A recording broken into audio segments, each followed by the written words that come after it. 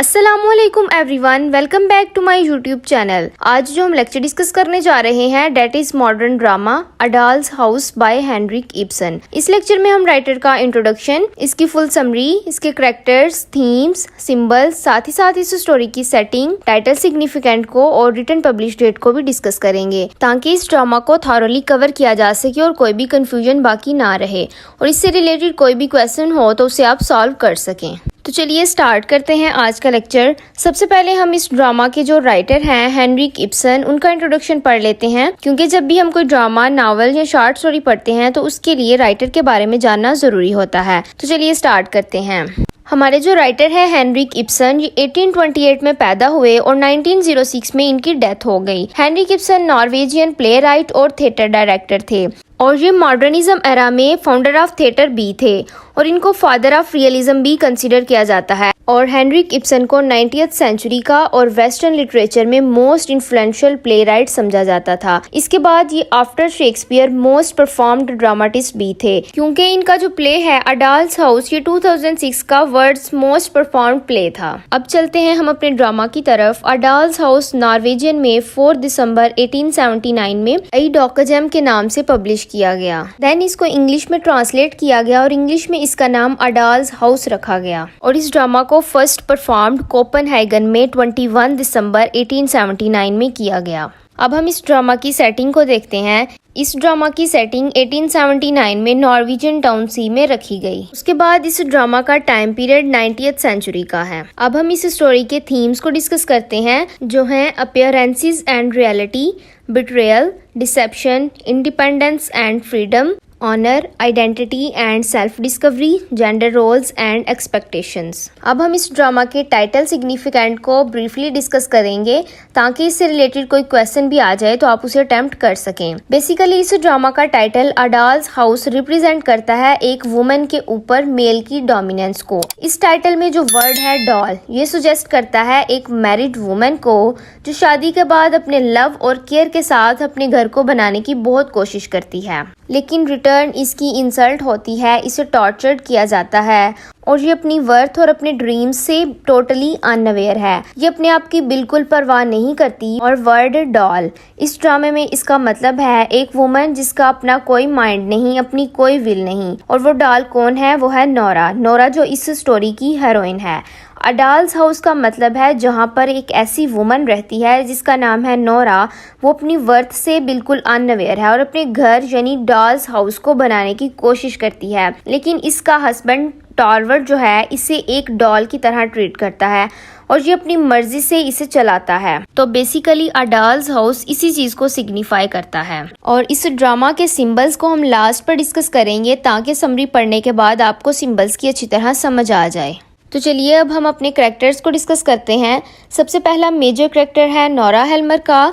Nora जो है वो इस ड्रामा की हीरोइन है और टॉलवर्ड की डॉल वाइफ है और ये एक सेंसिटिव, सेंसिबल और सीक्रेटिव वुमन है जो कि अपनी वर्थ से बिल्कुल अनअवेयर है और ये अपने थॉट्स को, ड्रीम्स को अपने हस्बैंड से सीक्रेट रखती है और इसका जो मेन कंसर्न है वो अपने हस्बैंड को खुश करना और एक परफेक्ट वाइफ बनना है। और इसका हस्बैंड इसे सिंगिंग लार्क, लिटिल स्क्वेरल और लिटिल स्पेंट थ्रीफ के नेम से पुकारता है और इसे एक डॉल की तरह यूज करता है। उसके बाद सेकंड कैरेक्टर है टॉरवल्ड हेल्मर का जो कि इस ड्रामा का हीरो है और नोरा का हस्बैंड है और ये एक miser, aggressive, rude, arrogant person है और ये स्मगलर और बैंक मैनेजर है और ये रिप्रेजेंट करता है ऐसे सोशल स्ट्रक्चर को जहाँ पर वुमेन को इंफीरियर समझा जाता है और इस सोसाइटी को सिंबलाइज करता है जहाँ पर मेल डोमिनेंट हो, उनकी अथॉरिटी हो और वहीं ऑटोक्रेट हो। उसके बाद इसने नोरा के लिए कुछ रूल्स बनाए हैं। कोई नहीं रूल्स के मुताबिक लाइफ गुजारेगी, जैसे वो स्वीट्स में मैकरोन्स वगैरह नहीं खाएगी। उसके बाद थर्ड कैरेक्टर है नील्स क्रॉक्सटेड का जो कि टॉलवर्ड के बैंक में जॉब करता है और ये स्टोरी में एज अ विलन अपीयर होता है। उसके बाद फोर्थ कैरेक्टर है क्रिस्टीन लिंड का जो कि नोरा की चाइल्डहुड फ्रेंड है और ये पास्ट में ना क्रॉक्सटेड से मोहब्बत करती थी, लेकिन ये पैसों के लिए किसी और से शादी कर लेती है। फिर इसके हस्बैंड की डेथ हो जाती है और ये विडो हो जाती है और ये अब स्टोरी में किसी जॉब की तलाश में है। उसके बाद लास्ट कैरेक्टर है डॉक्टर रैंक का जो कि हेल्मर्स का फैमिली फ्रेंड है, यानी नोरा और टॉलवर्ड का फैमिली फ्रेंड है और ये सीक्रेटली नोरा से मोहब्बत करता है और इसे एक बीमारी है ट्यूबरक्लोसिस। समरी स्टार्ट करने से पहले अगर आपने मेरे यूट्यूब चैनल को सब्सक्राइब नहीं किया तो काइंडली सब्सक्राइब कर दीजिए और वीडियो को लाइक कीजिए। तो चलिए अब हम अपनी समरी स्टार्ट करते हैं। और ये drama a doll's house 3 acts पर बेस करता है। फर्स्ट एक्ट क्रिसमस से एक दिन पहले स्टार्ट होता है।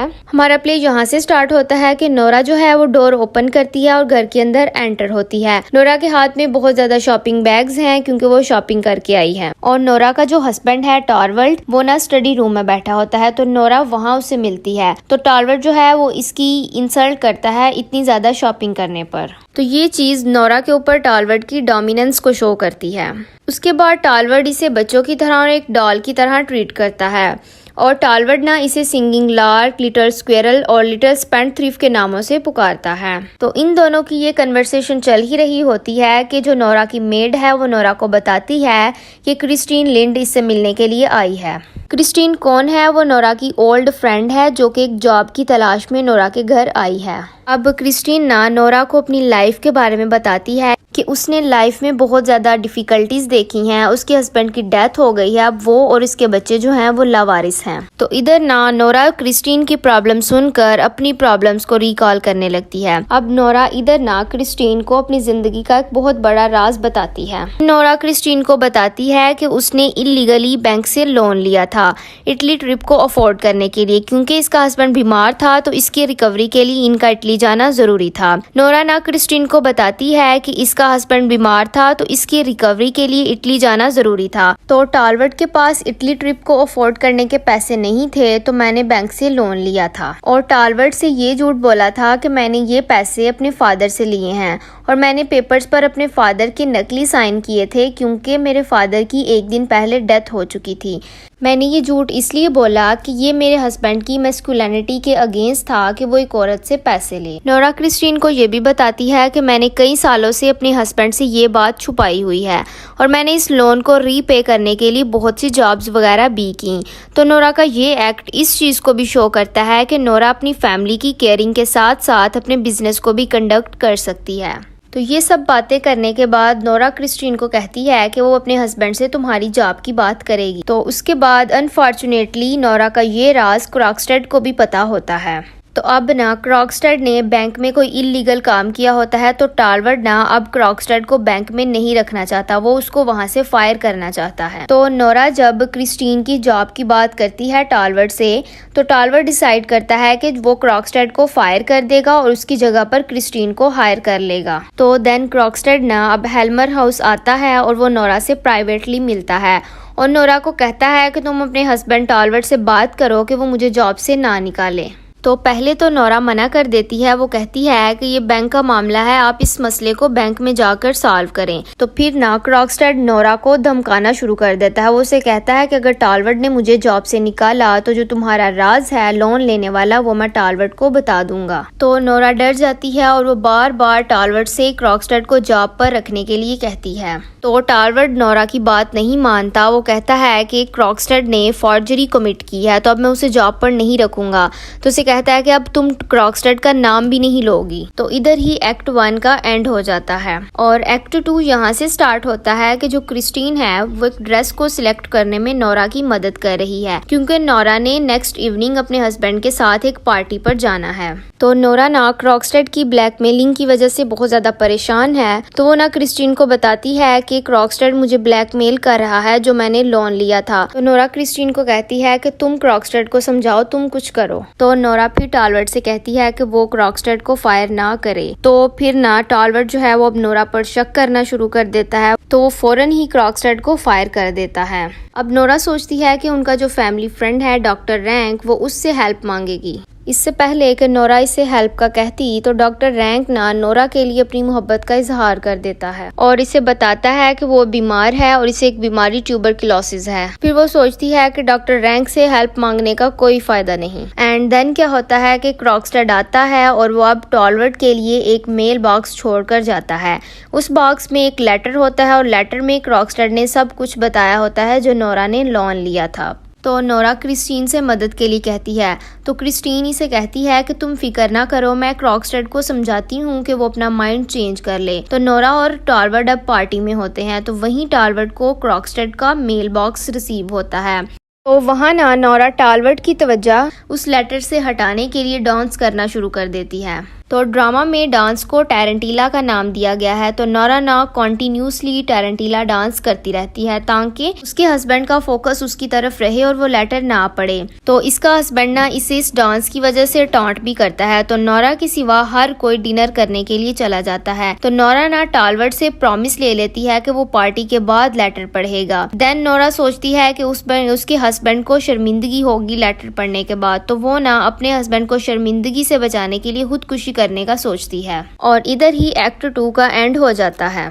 तो एक्ट 3 यहाँ से स्टार्ट होता है कि अब क्रिस्टीन ना क्रॉकस्टेड से मिलने के लिए जाती है। क्रॉकस्टेड और क्रिस्टीन पहले ही एक दूसरे से मोहब्बत करते थे, लेकिन क्रिस्टीन पैसों के लिए किसी और से शादी कर लेती है। देन उसके हस्बैंड की डेथ हो जाती है। तो अब क्रिस्टीन विडो है, तो वो क्रॉकस्टेड से शादी के लिए कहती है। तो क्रॉकस्टेड मान जाता है। इधर क्रिस्टीन ना क्रॉकस्टेड से नोरा की भी बात करती है। तो क्रॉकस्टेड कहता है कि उसने जो लेटर टालवर्ड को भेजा है वो वापस ले लेगा, लेकिन क्रिस्टीन उसे इधर मना कर देती है और कहती है कि नोरा इस बात को लेकर बहुत परेशान थी। हो सकता है कि टालवर्ड को इस बात का पता चल जाए और नोरा की टेंशन खत्म हो जाए, इस तरह उनकी शादी महफूज रहेगी। एंड देन क्या होता है कि टालवर्ड ना नोरा को पार्टी से घर जाने के लिए कहता है। तो डॉक्टर रैंक वहाँ इंटरप्ट करता है और कहता है कि इसकी हालत बहुत सीरियस है और इसकी डेथ भी करीब है क्योंकि इसे ट्यूबरक्लोसिस है। एंड देन क्या होता है कि नोरा और टालवर्ड पार्टी से घर वापस आते हैं और टालवर्ड लेटर पढ़ना शुरू कर देता है जो इसे क्रॉकस्टेड की तरफ से मिला होता है। तो जब टालवर्ड लेटर रीड कर रहा होता है तो नोरा सुसाइड कमिट करने का सोचती है। वो ये सोचती है कि वो आइसी रिवर में डूबकर सुसाइड कमिट कर लेगी। तो नोरा जब इस इमेजिनेशन में होती है तो टालवर्ड आता है और इसकी इंसल्ट करना शुरू कर देता है। इसे कहता है कि तुमने मुझे धोखा दिया है। तो टालवर्ड ना अपनी रेपुटेशन डैमेज होने के बारे में सोचता है कि ये बात इसकी मैस्कुलिनिटी के खिलाफ है कि वो एक औरत से पैसे ले। नोरा इधर ये सोचती है कि अगर वो सुसाइड कमिट करेगी तो इसका हस्बैंड इसे बचाएगा, प्रोटेक्ट करेगा, लेकिन इसका हस्बैंड इसकी बजाय इसकी इंसल्ट करता है। वो कहता है कि तुम मेरे बच्चों की परवरिश करने के काबिल नहीं हो, तुम मेरे बच्चों के लिए अच्छी मां नहीं बन सकती। तो इसी मोमेंट पर क्रॉकस्टेड की तरफ से एक और लेटर आता है।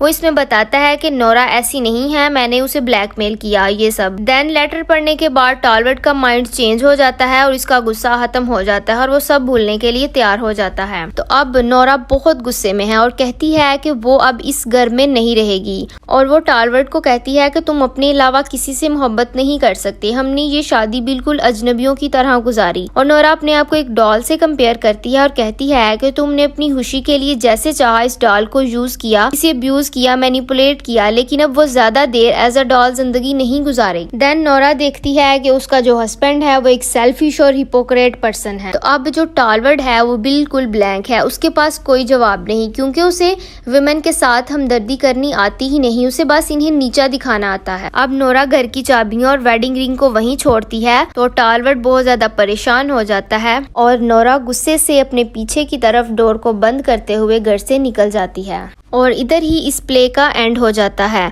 बेसिकली इस प्ले में हमें ऐसी सोसाइटी दिखाई गई है जहां पर मेल डोमिनेंट होते हैं और फीमेल को इंफीरियर समझा जाता है। तो चलिए अब हम अपने सिंबल्स को डिस्कस करते हैं। सबसे पहला सिंबल है मैक्रोन्स सिंबलिज्म। तो नोरा के हस्बैंड ने ना नोरा पर पाबंदी लगाई है कि वो मैक्रोन्स नहीं खाएगी। तो नोरा मैक्रोन्स नहीं खाती क्योंकि वो अपने हस्बैंड से डरती है। ये सिंबल इधर नोरा के चाइल्डिश बिहेवियर को और इस पर इसके हस्बैंड की डोमिनेंस को शो करता है। उसके बाद सेकंड सिंबल है क्रिसमस ट्री का। क्रिसमस एक फैमिली फेस्टिवल होता है, तो क्रिसमस सिंबलाइज करता है हैप्पीनेस ऑफ चिल्ड्रन को एंड ट्री जो है वो सिंबलाइज करता है फैमिली हैप्पीनेस एंड सिक्योरिटी को। उसके बाद थर्ड सिंबल है टैरेंटिला सिंबलिज्म। टैरेंटिला एक डांस का नाम है। तो ये डांस नोरा तब परफॉर्म करती है जब वो ये चाहती है कि टालवर्ड जो है वो लेटर ना पढ़ ले। तो नोरा इस इल्यूजन में डांस करती है कि वो राज जो इसकी प्रीवियस लाइफ से बिलोंग करता है वो टालवर्ड को पता ना चल जाए और साथ ही साथ इस इल्यूजन यानी राज के बारे में अवेयर अवेयरनेस डिस्ट्रक्शन का सिंबल है। तो टेरेंटिला डांस पहले ही डिस्ट्रक्शन को सिंबलाइज कर रहा था। तो जब टालवर्ट को राज का पता चलता है तो डिस्ट्रक्शन होती है, उनका घर बिखर जाता है। उसके बाद है लाइट सिंबलिज्म। जब डॉक्टर रैंक नोरा के लिए अपने लव को एक्सप्रेस करता है तो तब पास एक लैंप की लाइट जल रही होती है। तो ये लाइट ओपन डीलिंग्स को सिंबलाइज करती है। तो हमारे राइटर हेनरिक इब्सन ने लाइट के सिंबल को एज अ प्रॉप यानी एक सहारे के तौर पर इंट्रोड्यूस करवाया है, ताकि कैरेक्टर्स इसे ट्रुथ को रिवील करने के लिए यानी सच्चाई को जाहिर करने के लिए यूज कर सकें। तो डॉक्टर रैंक ने भी इस लाइट में ही अपने लव को एक्सप्रेस किया।